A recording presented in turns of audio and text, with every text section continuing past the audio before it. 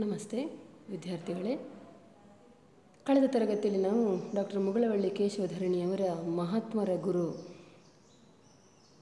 ಪಾಠವನ್ನು ಗದ್ಯ ಭಾಗವನ್ನು ನೋಡ್ತಾ ಇದ್ದೆವು. ಅದರಲ್ಲಿ ಮಹಾತ್ಮರ ಗುರು ಅನಿಸಿಕೊಂಡ ಕುದ್ಮಲ್ ರಂಗರಾವ್ ಅವರ ಬಗ್ಗೆ ಒಂದಷ್ಟು ವಿಚಾರಗಳನ್ನು ತಿಳ್ಕೊಳ್ತಾ ಇದ್ದೆವು.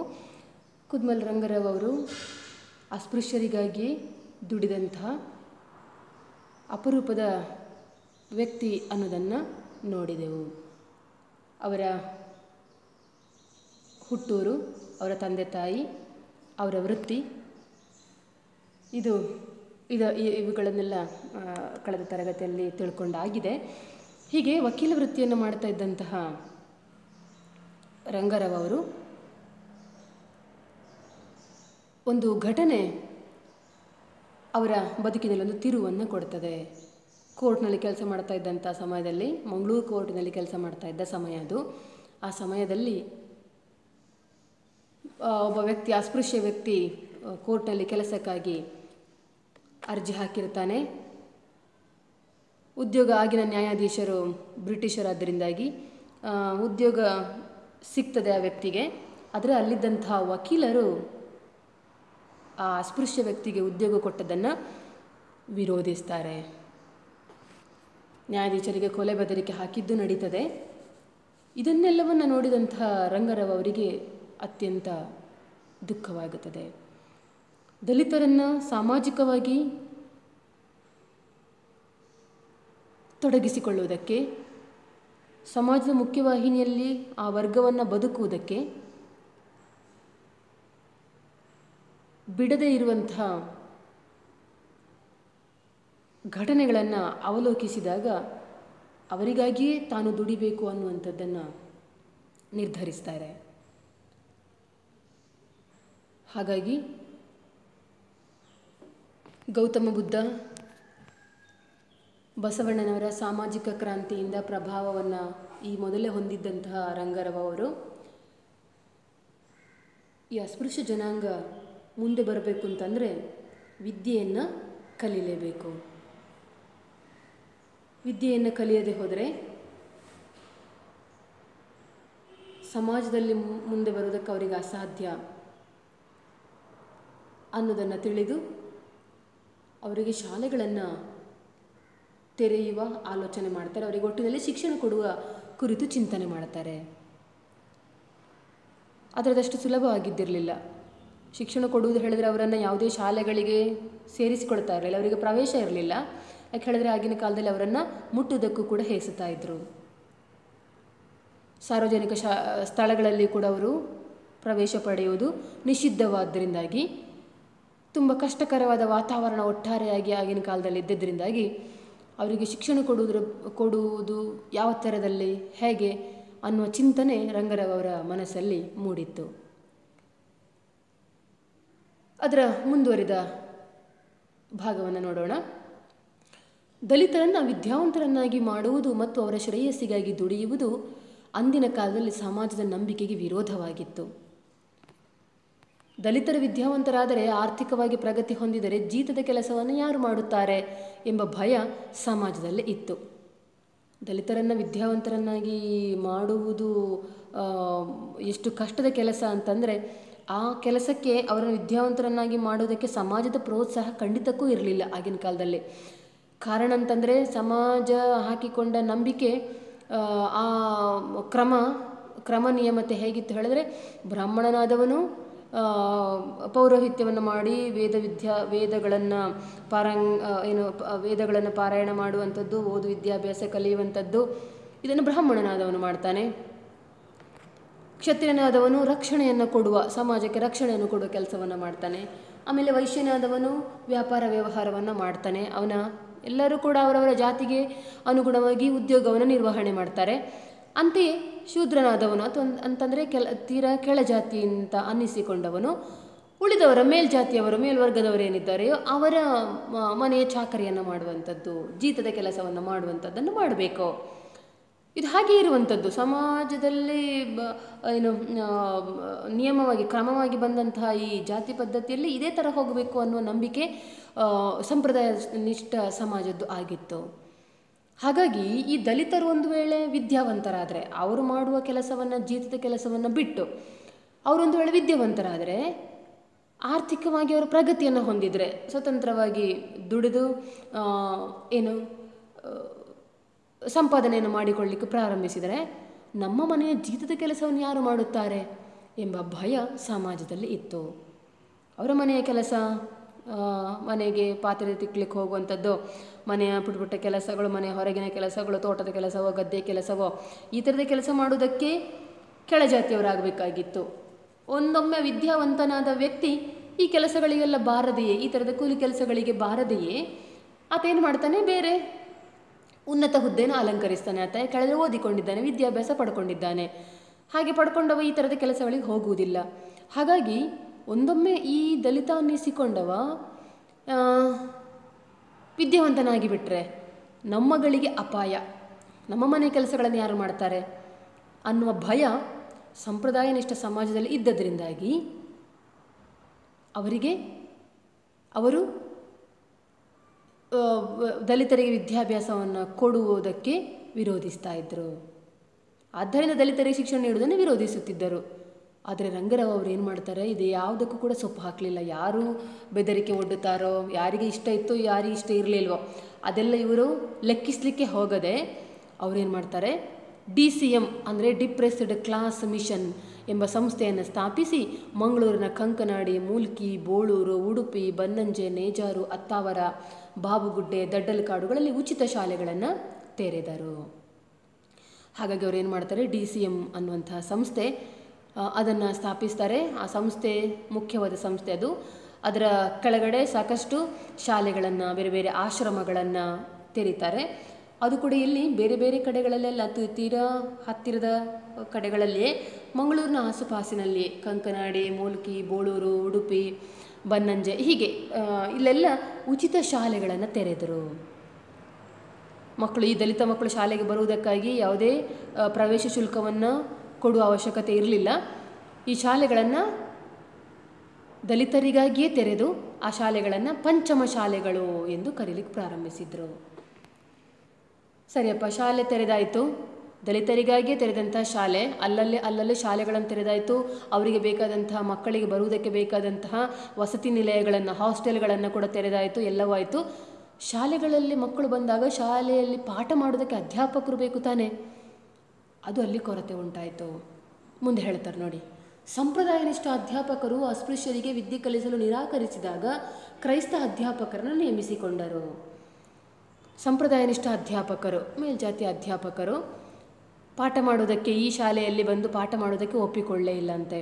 ಕಾರಣ ಹೇಳಿದರೆ, ವಿದ್ಯಾರ್ಥಿಗಳಿಗೆ ಪಾಠ ಮಾಡ್ತಾ ಇದ್ದಾಗ ಅವರೇನು ತಪ್ಪು ಮಾಡಿದಾಗ ಹೊಡಿಬೇಕು, ಬೆನ್ನಿಗೆರಡು ಬಾರಿಸಬೇಕು. ಈ ಮಕ್ಕಳನ್ನು ಮುಟ್ಟುವುದು ಹೇಗೆ, ಅಸ್ಪೃಶ್ಯರಿವರು, ಇವರನ್ನು ಮುಟ್ಟಿದರೆ ನಾವು ಕೂಡ ಮೈಲಿಗೆ ಆಗಿಬಿಡ್ತೇವೆ, ಅಸ್ಪೃಶ್ಯರಾಗಿ ಬಿಡ್ತೇವೆ. ಇದೆಲ್ಲ ಹೋಗೋ ಕೆಲಸ ಅಲ್ಲ. ಇವರಿಗೆ ನಾವು ಪಾಠವನ್ನು ಹೇಳಲಾರೆವು, ಇವರನ್ನು ಮುಟ್ಟಿಸಿಕೊಳ್ಳುವ ಕೆಲಸ ನಮ್ಮಿಂದಾಗದು ಅಂತ ಸಂಪ್ರದಾಯನಿಷ್ಠ ಅಧ್ಯಾಪಕರು ಇಲ್ಲಿ ಬಂದು, ಈ ಶಾಲೆಗೆ ಬಂದು, ಪಂಚಮ ಶಾಲೆಗಳಿಗೆ ಬಂದು ಪಾಠ ಕಲಿಸುವುದಕ್ಕೆ ಒಪ್ಪಿಕೊಳ್ಳಿಲ್ಲ ಅಂತೆ, ನಿರಾಕರಿಸಿದ್ರವರು. ನಿರಾಕರಿಸಿದಾಗ ಏನು ಮಾಡಿದರು ರಂಗರಾವ್ ಅವರು, ಕ್ರೈಸ್ತ ಅಧ್ಯಾಪಕರನ್ನು ನೇಮಿಸಿಕೊಳ್ತಾರೆ. ಸರಿ, ಶಾಲೆ ತೆರೆದಾಯಿತು, ಅಧ್ಯಾಪಕರು ಬಂದಾಯಿತು, ಕ್ರೈಸ್ತ ಅಧ್ಯಾಪಕರು ಬಂದಾಯಿತು. ಮಕ್ಕಳು ಶಾಲೆಗೆ ಬರಬೇಕು ತಾನೆ. ದಲಿತರಲ್ಲಿ ದೊಡ್ಡ ಸಮಸ್ಯೆ ಏನಪ್ಪ ಹೇಳಿದ್ರೆ, ಆ ಮಕ್ಕಳನ್ನು ತಾವು ಓದಲಿಲ್ಲ, ಅಪ್ಪ ಅಮ್ಮ ಓದಲಿಲ್ಲ, ಆದರೆ ಮಕ್ಕಳನ್ನಾದರೂ ಶಾಲೆಗೆ ಕಳಿಸುವ ಆ ಆಲೋಚನೆಯನ್ನು ಕೂಡ ಅವರು ಮಾಡದೇ ಇರುವುದೇ ಅವರಷ್ಟು ಹಿಂದುಳಿದಿರುವುದಕ್ಕೆ ಕಾರಣ ಆಗಿತ್ತು. ಯಾಕಂತಂದರೆ ಅವರ ಆಲೋಚನೆ ಏನಂತಂದರೆ, ಬೆಳಿಗ್ಗೆ ಸಂಜೆವರೆಗೆ ದುಡಿಲಿಕ್ಕೆ ಹೋದರೆ ಒಂದಷ್ಟು ದುಡ್ಡು ಬರ್ತದೆ, ಅದು ನಮ್ಮ ಹೊಟ್ಟೆಪಾಡಿಗೆ ಆಗುತ್ತದೆ, ಈ ಶಾಲೆ, ಈ ಓದು, ಈ ಬರಹ ನಮಗೆ ಊಟವನ್ನು ಹಾಕ್ತದ ಅನ್ನುವ ಅವರ ಆಲೋಚನೆ. ಹಾಗಾಗಿ ಅವರು ಶಾಲೆಗಳಿಗೆ ಮಕ್ಕಳನ್ನು ಕಳಿಸ್ತಾ ಇರಲಿಲ್ಲ. ಸ್ವಲ್ಪ ದೊಡ್ಡ ಮಕ್ಕಳು, ಸ್ವಲ್ಪ ದೊಡ್ಡವರಾದರು ಅಂದರೆ ಕೂಲಿ ಕೆಲಸಕ್ಕೆ ಕಳಿಸ್ತಾ ಇದ್ದರು. ಹೀಗಾಗಿ ಸಣ್ಣ ವಯಸ್ಸಿನಲ್ಲೇ ಆ ಮಕ್ಕಳಿಗೆ ಹಣ ಸಂಪಾದನೆ ಮಾಡುವುದನ್ನು ಹೇಳಿಕೊಡ್ತಾ ಇದ್ದರೆ ಹೊರತು ಆ ಮಕ್ಕಳಿಗೆ ಅಗತ್ಯ ಇರುವಂತಹ ವಿದ್ಯಾಭ್ಯಾಸವನ್ನು ಒದಗಿಸಿಕೊಡ್ತಾ ಇರಲಿಲ್ಲ ಮನೆಯ ಹಿರಿಯರು. ಹಾಗಾಗಿ ಆ ಮಕ್ಕಳು ಶಾಲೆಗೆ ಬರುವುದಕ್ಕೊಂದು ರೀತಿಯ ಪ್ರೋತ್ಸಾಹ ಬೇಕಲ್ಲ, ಅದಕ್ಕೆ ಬೇಕಾಗಿ ರಂಗರಾವ್ ಏನು ಮಾಡ್ತಾರೆ, ಶಾಲೆಗಳಲ್ಲಿ ಮಧ್ಯಾಹ್ನದ ಊಟಕ್ಕೆ ವ್ಯವಸ್ಥೆಯನ್ನು ಮಾಡ್ತಾರೆ. ಉಚಿತವಾಗಿ ಊಟ ಕೊಡ್ತೇವೆ, ನಿಮ್ಮ ಮಕ್ಕಳನ್ನು ಕಳಿಸಿ, ನೀವು ಅವರಿಗೆ ಬುತ್ತಿಯನ್ನು ಕೊಟ್ಟು ಕಳಿಸಬೇಕಾದ ಅವಶ್ಯಕತೆ ಇಲ್ಲ, ಕಷ್ಟ ಆಗೋದಾದರೆ. ಬದಲಿಗೆ ನಾವು ಮಧ್ಯಾಹ್ನದ ಊಟಕ್ಕೆ ವ್ಯವಸ್ಥೆಯನ್ನು ಮಾಡ್ತೇವೆ. ಅಷ್ಟು ಮಾತ್ರವಲ್ಲ, ನೀವು ನಿಮ್ಮ ಮಕ್ಕಳನ್ನು ಶಾಲೆಗೆ ಕಳುಹಿಸ್ತೀರಿ ಅಂತೇಳಿ ಹೇಳಿದರೆ ನಾವು 2 ಪೈಸೆ, ಆಗಿನ ಕಾಲದ 2 ಪೈಸೆ, 1 ಪೈಸೆ, 2 ಪೈಸೆ, 5 ಪೈಸೆ ಎಲ್ಲ ಬೆಲೆ ಇದ್ದಂಥ ಕಾಲ ಅದು. 2 ಪೈಸೆ ಹಣವನ್ನು ಕೂಡ ಕೊಡ್ತೇವೆ. ಯಾರಿಗೆ? ಮನೆಗೆ, ಮಕ್ಕಳ ತಂದೆ ತಾಯಿಯಂದಿರಿಗೆ. ಹಾಗಾಗಿ ಮಕ್ಕಳು ಶಾಲೆಗೆ ತಪ್ಪದೇ ಬರುವಂತೆ ಪ್ರೋತ್ಸಾಹಿಸಲು ದಿನಕ್ಕೆ 2 ಪೈಸೆ ನಗದು ಪ್ರೋತ್ಸಾಹ ಧನವನ್ನು ಮಕ್ಕಳ ತಂದೆ ತಾಯಿಗೆ ನೀಡುತ್ತಿದ್ದರು. ಹಾಗಾಗಿ ಶಾಲೆಗೆ ತಪ್ಪದೆ ಬರುವ ಹಾಗೆ ಪ್ರೋತ್ಸಾಹಿಸಲಿಕ್ಕೆ ಈ ಥರದಲ್ಲಾದರೂ ತಂದೆ ತಾಯಿಯಂದಿರು, ನನ್ನ ಮಗು ಶಾಲೆಗೆ ಹೋದರೆ ಸಂಜೆ ಬರುವಾಗ 2 ಪೈಸೆ ದುಡ್ಡನ್ನು ತರ್ತದೆ, 2 ಪೈಸೆ ಹಣವನ್ನು ತರ್ತದೆ ಅಂತ ಆ ಆಸೆಯಿಂದಲಾದರೂ ತಮ್ಮ ಮಕ್ಕಳನ್ನು ಶಾಲೆಗೆ ಕಳುಹಿಸಲಿ ಅನ್ನುವ ಆಲೋಚನೆಯಿಂದ ರಂಗರಾವ್ ಅವರು ಮಕ್ಕಳ ತಂದೆ ತಾಯಿಯಂದಿರಿಗೆ 2 ಪೈಸೆ ಹಣವನ್ನು ಕೂಡ ನಗದು ಪ್ರೋತ್ಸಾಹ ಧನ ಅಂತ ಹೇಳಿ ಕೊಡ್ತಾ ಇದ್ರಂತೆ. ಇಷ್ಟೆಲ್ಲ ಮಾಡಿದಂಥ ರಂಗರಾವ್ ಅವರು ಇಲ್ಲಿಗೆ ನಿಲ್ಲಿಸಲಿಲ್ಲ. ಅಷ್ಟು ಸುಲಭ ಇದ್ದಿರಲಿಲ್ಲ. ಶತಶತಮಾನಗಳಿಂದಲೂ ಕೂಡ ಈ ಜನಾಂಗ, ಈ ವರ್ಗದವರು ವಿದ್ಯಾಭ್ಯಾಸ ಶಾಲೆ ಮೆಟ್ಟಿಲು ಕಂಡವರೇ ಅಲ್ಲ. ತಲೆತಲಾಂತರದಿಂದ ತಮ್ಮ ಹಿರಿಯರು ಯಾರು ಶಾಲೆಗೆ ಹೋದವರಲ್ಲ. ಹಾಗಾಗಿ ನಮಗೆ ಯಾಕೆ ಬೇಕು ಇಲ್ಲದ ಉಸಾಬರಿ?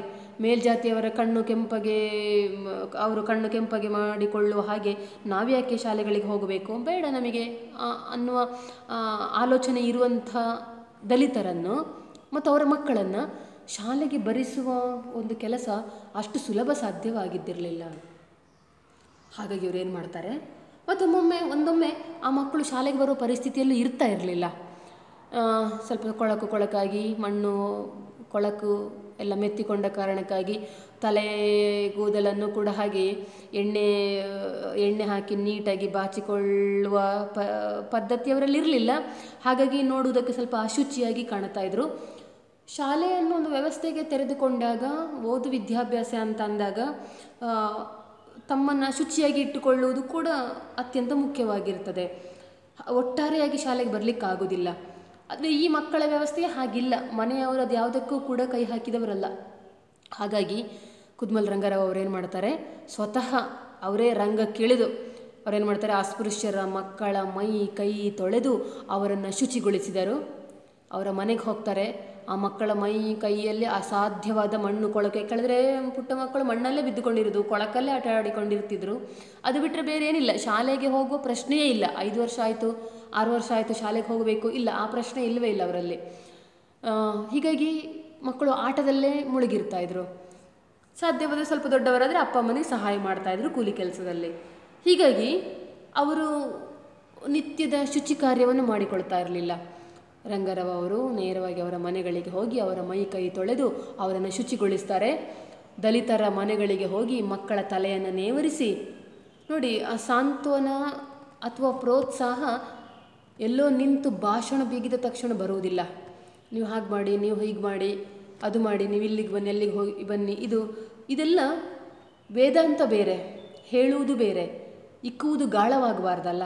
ಅದಕ್ಕೆ ಬೇಕಾಗಿ ಇವರೇನು ಮಾಡ್ತಾರೆ, ಅವರ ಮನೆಗೆ ತಾವೇ ಹೋಗ್ತಾರೆ. ಆ ಮಕ್ಕಳ ತಲೆಯನ್ನು ನೇವರಿಸಿ ಅವರಿಗೆ ಸಾಂತ್ವನವನ್ನು ಹೇಳಿ, ಅವರಿಗೆ ತಿಳುವಳಿಕೆಯನ್ನು ಹೇಳಿ, ತಲೆಯನ್ನು ನೇವರಿಸಿ ಹೇಳಿದರೆ ಪ್ರೀತಿಯನ್ನು ತೋರಿಸುವಂಥದ್ದು.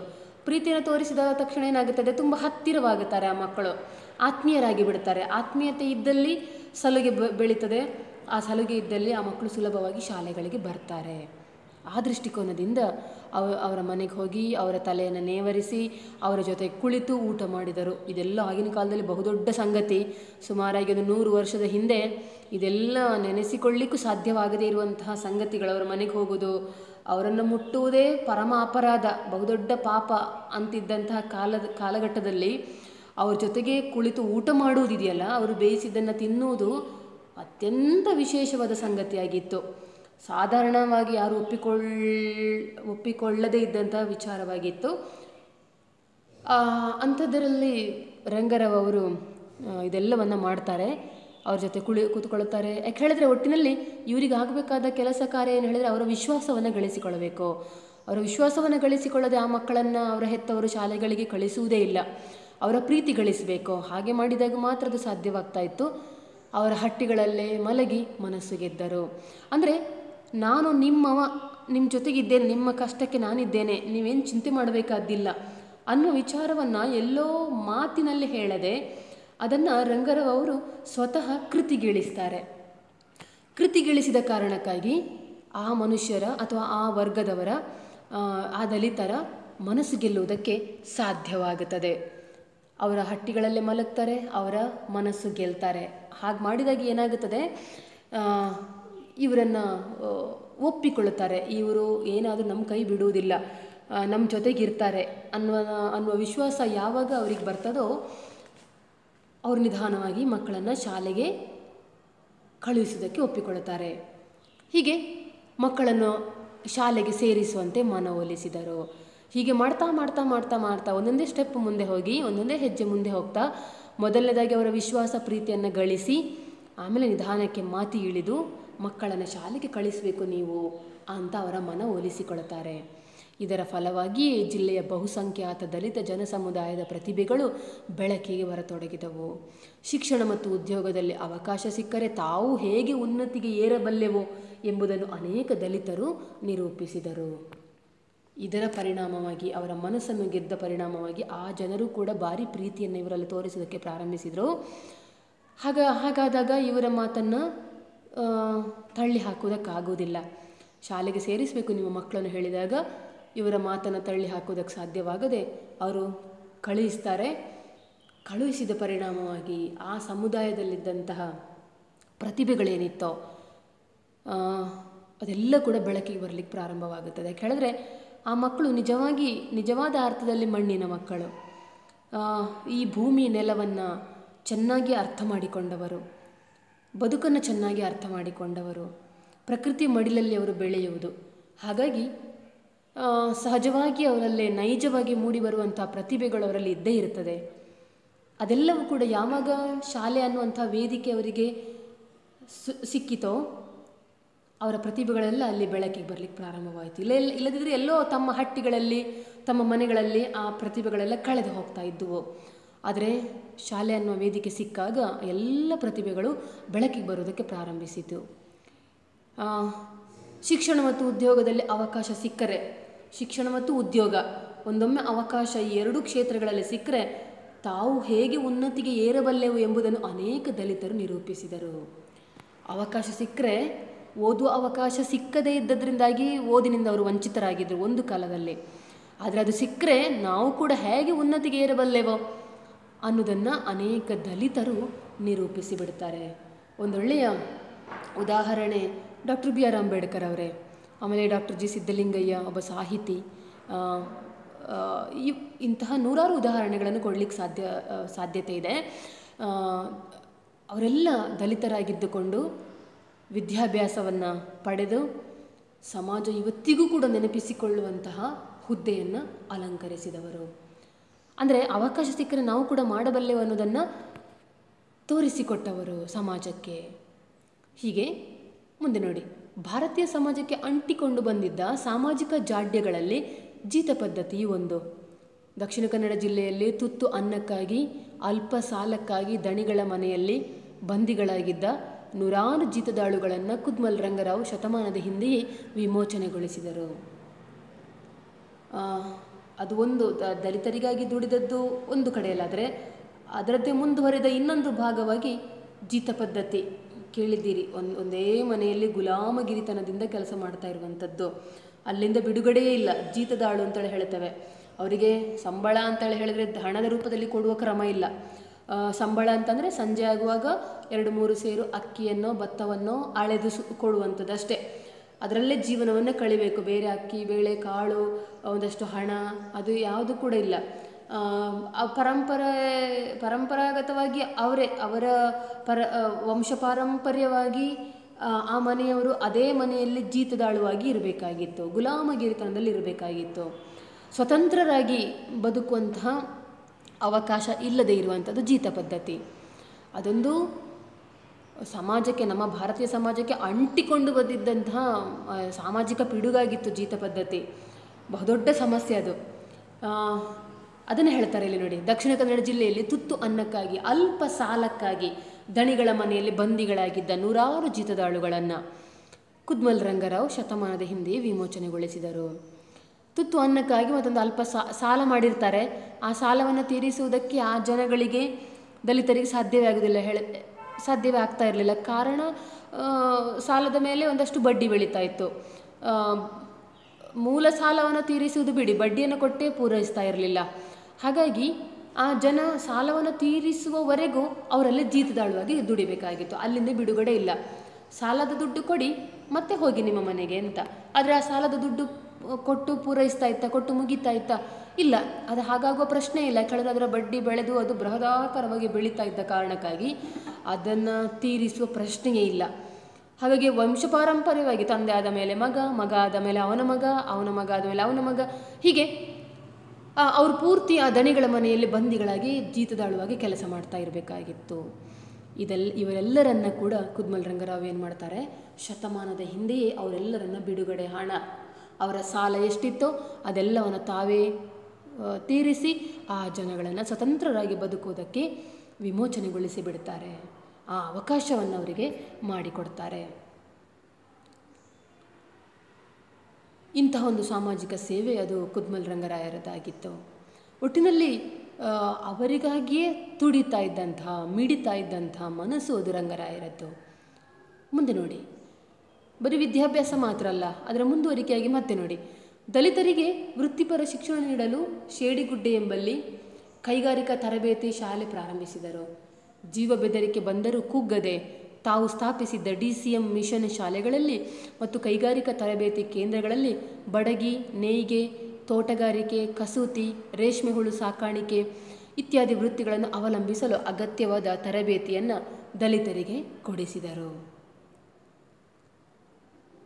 ದಲಿತರಿಗೆ ಈ ಹಿಂದೆ ಅವರು ಇನ್ಯಾರದೋ ಮನೆಯಲ್ಲಿ ಕೂಲಿ ಕೆಲಸ ಮಾಡ್ತಾ ಅವ್ರು ಯಾರೋ ಕೊಡ್ತಾ ಇದ್ದಂಥ ಒಂದಷ್ಟು ಸಂಬಳವನ್ನು ತೆಗೆದುಕೊಂಡು ಜೀವನವನ್ನು ನಿರ್ವಹಣೆ ಮಾಡ್ತಾಯಿದ್ರು. ಅಂತೂ ಅವನು ಕೊಟ್ಟರೆ ಉಂಟು, ಇಲ್ಲ ಅಂದರೆ ಇಲ್ಲ, ಈ ಥರದ ಬದುಕು. ಆದರೆ ಸ್ವತಂತ್ರರಾಗಿ ಬದುಕಬೇಕು. ಸ್ವತಂತ್ರರಾಗಿ ಬದುಕದೆ ಹೋದರೆ ಅವರ ಕೈ ಕೆಳಗಡೆ ದುಡಿಬೇಕಾಗುತ್ತದೆ, ಅವ್ರು ಹೇಳಿದ ಹಾಗೆ ಕೇಳಬೇಕಾಗುತ್ತದೆ, ಒಂಥರ ಪರಾವಲಂಬಿಗಳ ಹಾಗೆ ಬಿಡುತ್ತದೆ. ಹಾಗಾಗಿ ಅವರೇನು ಮಾಡ್ತಾರೆ, ದಲಿತರು ಇನ್ನೊಬ್ಬರ ಮನೆಯಲ್ಲಿ ಕೂಲಿ ಆಳಾಗಿ ಕೆಲಸಕ್ಕೆ ಹೋಗುವುದು ಬೇಡ, ಅವರಿಗೆ ಸ್ವತಃ ಸ್ವ ಉದ್ಯೋಗ ಕಲ್ಪಿಸಿಕೊಡುವಂಥ ವ್ಯವಸ್ಥೆಯನ್ನು ಮಾಡಿಕೊಡ್ತಾರೆ. ಅವರು ತಾವಾಗಿ ಉದ್ಯೋಗವನ್ನು ಮಾಡಬೇಕು, ಎಲ್ಲಿಗೂ ಹೋಗುವಂತಿಲ್ಲ, ಯಾರ ಮನೆಗೂ ಉದ್ಯೋಗ ಕೆಲಸಕ್ಕೆ ಹೋಗುವಂತಿಲ್ಲ. ಹಾಗಾಗಿ ಕೈಗಾರಿಕಾ ತರಬೇತಿ ಶಾಲೆಯನ್ನು ಪ್ರಾರಂಭಿಸ್ತಾರಂತೆ. ಅಲ್ಲೇ ವೃತ್ತಿಪರ ಶಿಕ್ಷಣ ನೀಡಲು ಪ್ರಾರಂಭಿಸ್ತಾರೆ. ಶೇಡಿಗುಡ್ಡೆ ಅನ್ನುವಲ್ಲಿ ಅಲ್ಲಿ ಕೈಗಾರಿಕಾ ತರಬೇತಿ ಕೇಂದ್ರಗಳಲ್ಲಿ ಏನು ಕೆಲಸವನ್ನು ಹೇಳಿಕೊಡ್ತಾರೆ, ಬಡಗಿ ಕೆಲಸವನ್ನು, ನೇಯ್ಗೆ ಕೆಲಸವನ್ನು, ತೋಟಗಾರಿಕೆ, ಕಸೂತಿ, ರೇಷ್ಮೆ ಹುಳು ಸಾಕಾಣಿಕೆ ಇದೆಲ್ಲವನ್ನು ಸ್ವ ಉದ್ಯೋಗವಾಗಿ ಮಾಡಲಿಕ್ಕಾಗುತ್ತದೆ. ಮರದ ಕೆಲಸವೋ, ನೇಯ್ಗೆ ಕೆಲಸವೋ, ತೋಟಗಾರಿಕೆಯಲ್ಲಿ ಕೆಲಸವೋ, ಆಮೇಲೆ ಕಸೂತಿ ಹಾಕುವಂಥದ್ದು, ಕ್ರಾಫ್ಟ್ ವರ್ಕ್ಗಳು, ಆಮೇಲೆ ರೇಷ್ಮೆ ಹುಳು ಸಾಕಾಣಿಕೆ ಸರಿಯಾಗಿ ಆಯಿತು ಅಂತಂದರೆ ಒಂದೊಳ್ಳೆಯ ಉದ್ಯಮ ಅದು. ಅದಕ್ಕೂ ಕೂಡ ಟ್ರೈನಿಂಗ್ ಕೊಡುವಂಥದ್ದು, ರೇಷ್ಮೆ ಹುಳು ಸಾಕುವುದು ಹೇಗೆ, ಆಮೇಲೆ ರೇಷ್ಮೆ ಗೂಡು ತೆಗೆಯುವುದು ಹೇಗೆ, ಇದು ಆಮೇಲೆ ಜೇನು ಸಾಕಾಣಿಕೆ ಮಾಡೋದು ಹೇಗೆ, ಇದು ಕೂಡ ಒಂದು ಸ್ವ ಉದ್ಯೋಗವೇ. ಅದೊಮ್ಮೆ ಟ್ರೈನಿಂಗ್ ಪಡ್ಕೊಂಡ್ರೆ ಅದನ್ನು ನಾವೇ ಉದ್ಯೋಗವಾಗಿ ಮಾಡಲಿಕ್ಕಾಗುತ್ತದೆ. ಸಾಕಷ್ಟು ಹಣವನ್ನು ಸಂಪಾದನೆಯನ್ನು ಮಾಡಿಕೊಳ್ಳಿಕ್ಕೆ ಸಾಧ್ಯವಾಗುತ್ತದೆ. ಯಾರದೇ ಕೈ ಕೆಳಗಡೆ ದುಡಿಬೇಕಾದಂತಹ ಅವಶ್ಯಕತೆ ಇಲ್ಲ. ಲಾಭ ನಷ್ಟ ಎಲ್ಲ ಮಾಡಿದವರಿಗೆ ಆಗಿರ್ತದೆ. ಇದೆಲ್ಲವನ್ನು, ಈ ವೃತ್ತಿಗಳನ್ನು ಅವಲಂಬಿಸಲು ಅಗತ್ಯವಾದ ತರಬೇತಿಯನ್ನು ದಲಿತರಿಗೆ ಕೊಡಿಸ್ತಾರಂತೆ. ಸ್ವಾವಲಂಬಿ ಜೀವನ, ಅವರಷ್ಟಕ್ಕೆ ಅವರು ದುಡಿಯುವುದು, ತಿನ್ನುವುದು, ಇನ್ನೊಬ್ಬರ ಮನೆ ಕೆಳಗಡೆ ಮನೆಯಲ್ಲಿ ಕೆಲಸಕ್ಕೆ ಹೋಗುವಂಥದ್ದು, ಅವರು ಅಷ್ಟೋ ಇಷ್ಟು ಸಂಬಳ ಕೊಡ್ತಾರೆ ನೋಡುವುದು, ಅವರ ಕೈ ಬಾಯಿ ನೋಡುವುದು ಇಲ್ಲ, ಆ ಪ್ರಶ್ನೆಯೇ ಇಲ್ಲ. ಸ್ವಂತ ದುಡಿಮೆ, ಆ ಜೀವನಕ್ಕೆ ದಾರಿ ತೋರಿದರು. ಅವರೇನು ಹೇಳಿಕೊಟ್ರು ಹೇಳಿದ್ರೆ, ಅನ್ಯರ ಮನೆಯ ಅನ್ನಕ್ಕಿಂತ ಆತ್ಮಗೌರವದ ಗಂಜಿ ಊಟವೇ ದೊಡ್ಡದೆಂದು ತೋರಿಸಿಕೊಟ್ಟರು. ಅನ್ಯರ ಮನೆಯ ಅನ್ನಕ್ಕಿಂತ, ಬೇರೆಯವರ ಮನೆಯ ಅನ್ನಕ್ಕಿಂತ ಅದೆಷ್ಟು ಚೆನ್ನಾಗಿದ್ದರೂ ಸಮೇತ ಅದು ಬೇರೆ ಮನೆಯವರದ್ದು, ನಮ್ಮ ಸ್ವಂತದ್ದಲ್ಲ. ಆತ್ಮಗೌರವದ ಗಂಜಿ ಊಟವೇ ದೊಡ್ಡದು. ನಮ್ಮ ಮನೆಯಲ್ಲೇ ಗಂಜಿಯೋ ತಿಳಿಯೋ ಅದನ್ನು ಕುಡ್ಕೊಂಡಿರುವುದೇ ಅತ್ಯಂತ ಶ್ರೇಯಸ್ಕರವಾದದ್ದು. ಅದರಲ್ಲಿ ಹಂಗೂ ಇಲ್ಲ. ಇನ್ನೊಬ್ಬರ ಏನು ಅದು ಇನ್ನೊಬ್ಬರದು ಅನ್ನುವಂಥ ಆಲೋಚನೆಯನ್ನು ಅನ್ನುವಂಥ ಆಲೋಚನೆಯಲ್ಲಿ ಮನಸ್ಸನ್ನು ಹಿಪ್ಪೆ ಮಾಡಿಕೊಳ್ಬೇಕಾದ ಅವಶ್ಯಕತೆ ಇಲ್ಲ. ಮೈಯನ್ನು ಆದದ್ದಿಲ್ಲ. ಆತ್ಮಗೌರವದಿಂದ ನಾನು ದುಡಿದದಿಷ್ಟೇ, ಆದರೆ ಇದು ನಾನೇ ದುಡಿದದ್ದು, ನನ್ನ ಸ್ವಂತ ಉದ್ದಿಮೆಯಿಂದ ಬಂದದ್ದಿದು, ಅದರಲ್ಲಿ ಗಂಜಿ ಅದು ಕುಡಿದುಕೊಂಡಿರುವುದಕ್ಕೆ ಅದು ತೃಪ್ತಿಯನ್ನು ಕೊಡ್ತದೆ, ಆತ್ಮಗೌರವವನ್ನು ತಂದುಕೊಡ್ತದೆ. ಇದು ಆಗಬೇಕು ಅನ್ನುವಂಥದ್ದನ್ನು ಅರ್ಥೈಸಿದರು ದಲಿತರಿಗೆ. ಕೊರಗ ಜನಾಂಗದವರಿಗಾಗಿ ಕೋರ್ಟು ಗುಡ್ಡೆ ಬಳಿ ಸಾಲು ಮನೆಗಳನ್ನು ಕಟ್ಟಿಸಿದರು. ಕುಲಕಸುಬಿನಲ್ಲಿ ಗುಡಿ ಕೈಗಾರಿಕೆಗಳಲ್ಲಿ ತೊಡಗಲು ನೆರವಾದರು. ದಲಿತರ ಆರ್ಥಿಕ ಅಭಿವೃದ್ಧಿಗಾಗಿ, ಸಹಕಾರ ಮನೋವೃತ್ತಿ ಬೆಳವಣಿಗೆಗಾಗಿ ಕೋರ್ಟ್ ಹಿಲ್ಸ್ನಲ್ಲಿ ಆದಿದ್ರಾವಿಡ ಸಹಕಾರ ಸಂಘವನ್ನು ಸ್ಥಾಪಿಸಿದರು. ಕೊರಗ ಜನಾಂಗದವರು ದಲಿತರಲ್ಲಿ ಅತ್ಯಂತ ಹಿಂದುಳಿದವರು. ಅವರಿಗೆ ಕೋರ್ಟು ಗುಡ್ಡೆ ಬಳಿ ಸಾಲು ಸಾಲು ಮನೆಗಳನ್ನು ಕಟ್ಟಿಸಿಕೊಟ್ರಂತೆ. ಅವರು ಕುಲಕಸುಬು, ಅವ್ರೇನು ಮಾಡ್ತಾರೆ, ಬುಟ್ಟಿ ಹೆಣೆಯುವ ಕೆಲಸವನ್ನು, ಅವರ ಕುಲಕಸುಬು ಅದು ಬುಟ್ಟಿ ಹೆಣೆಯುವ ಕಾಯಕ. ಅವರು ಕೂಡ ಹಾಗೆ ಬೇರೆ ಕಡೆ ಉದ್ಯೋಗಕ್ಕೆ ಹೋಗುವ ಅವಶ್ಯಕತೆ ಇಲ್ಲ, ಈ ಉದ್ಯೋಗವನ್ನು ಮುಂದುವರಿಸ್ಬೋದು. ಏನು, ಬುಟ್ಟಿ ಹೆಣೆಯುವ ಕಾಯಕ ಸ್ವ ಉದ್ಯೋಗ ಅದು. ಅದು ಮಾಡೋದಕ್ಕೆ ಪ್ರೋತ್ಸಾಹವನ್ನು ಕೊಡ್ತಾರೆ, ಅದರಲ್ಲಿ ತೊಡಗಿಸಿಕೊಳ್ಳಿಕ್ಕೆ ನೆರವಾಗುತ್ತಾರೆ. ಗುಡಿ ಕೈಗಾರಿಕೆಗಳಲ್ಲಿ ತೊಡಗಲು ನೆರವಾದರು. ಅವರ ಆರ್ಥಿಕ ಅಭಿವೃದ್ಧಿಗಾಗಿ ಮತ್ತು ಸಹಕಾರ ಮನೋವೃತ್ತಿ ಬೆಳವಣಿಗೆಗಾಗಿ ಮಂಗಳೂರಿನ ಕೋರ್ಟ್ ಹಿಲ್ಸ್ನಲ್ಲಿ ಆದಿದ್ರಾವಿಡ ಸಹಕಾರ ಸಂಘವನ್ನು ಸ್ಥಾಪಿಸಿದರು.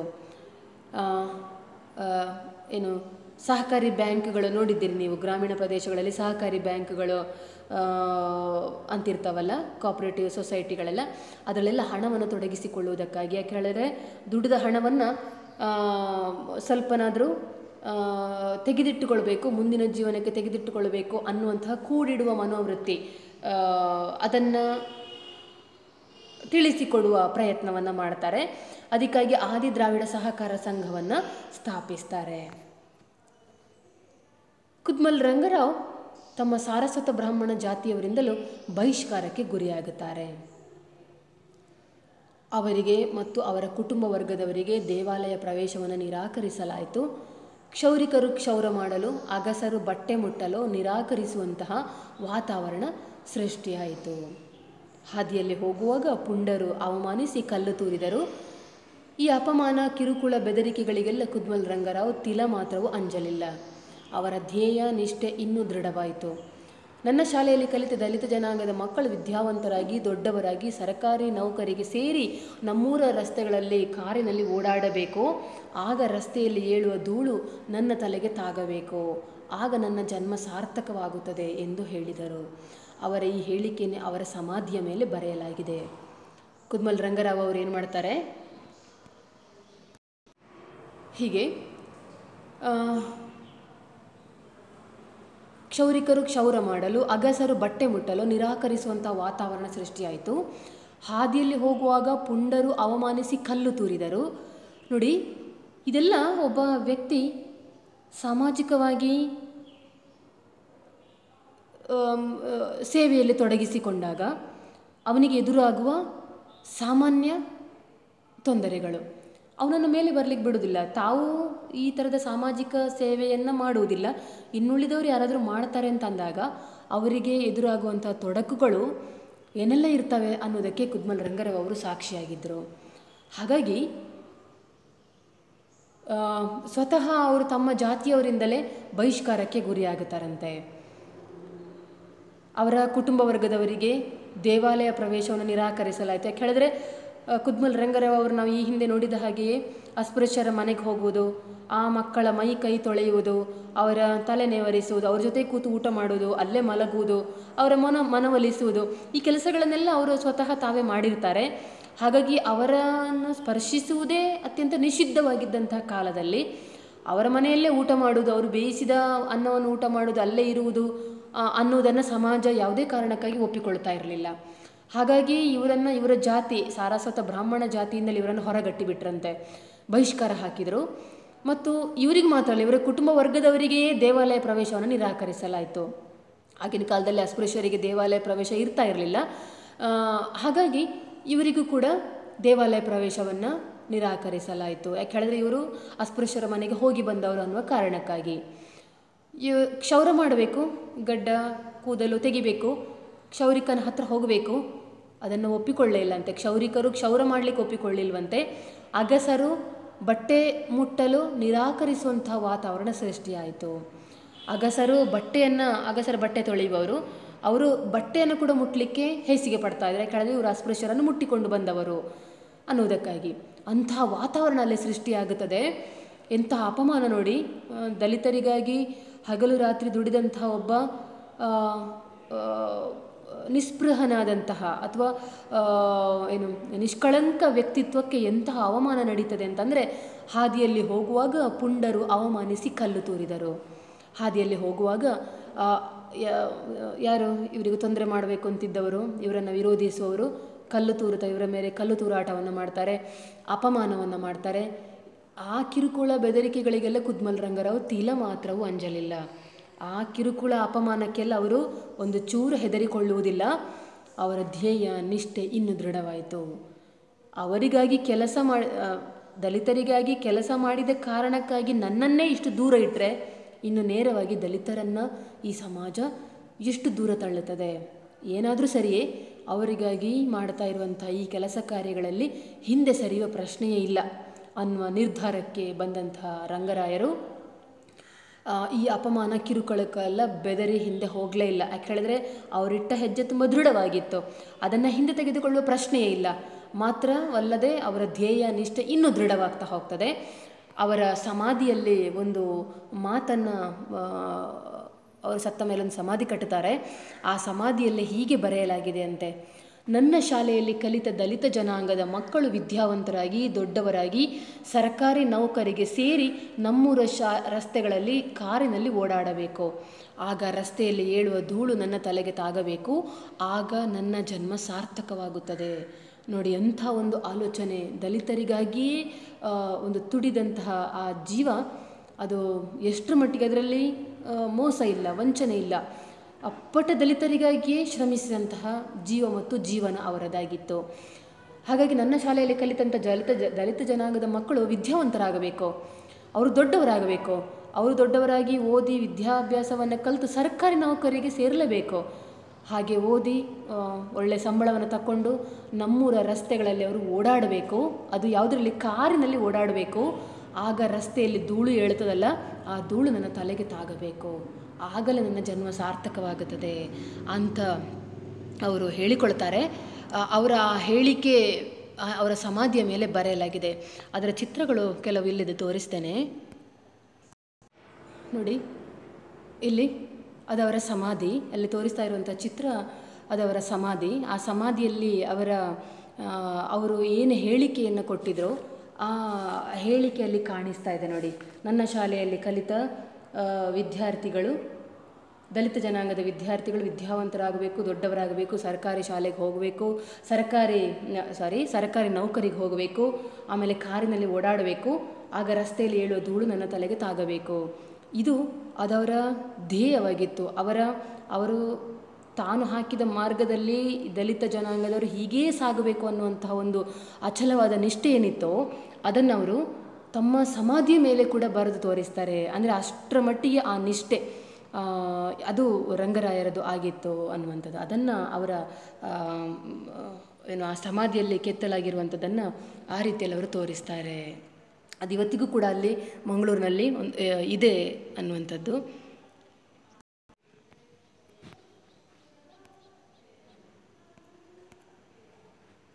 ಇದು ಆ ಸಮಾಧಿ ಇರುವಂತಹ ಸ್ಥಳ. ಅದು ಒಟ್ಟಿನಲ್ಲಿ ಅಪ್ಪಟ ಸಮಾಜಕ್ಕಾಗಿ ದುಡಿದಂತಹ ಆ ವ್ಯಕ್ತಿ ಪ್ರಾಮಾಣಿಕವಾಗಿ ತಮ್ಮನ್ನು ಸೇವೆಯಲ್ಲಿ ತೊಡಗಿಸಿಕೊಂಡದ್ದನ್ನು ಗಮನಿಸ್ತಾ ಹೋಗ್ತೇವೆ. ಇದಿಷ್ಟು ಇವತ್ತಿನ ತರಗತಿಯಲ್ಲಿ ಸಾಕು. ಮುಂದಿನ ತರಗತಿಯಲ್ಲಿ ಇದರ ಮುಂದುವರಿಕೆಯನ್ನು ನೋಡೋಣ. ನಮಸ್ಕಾರ.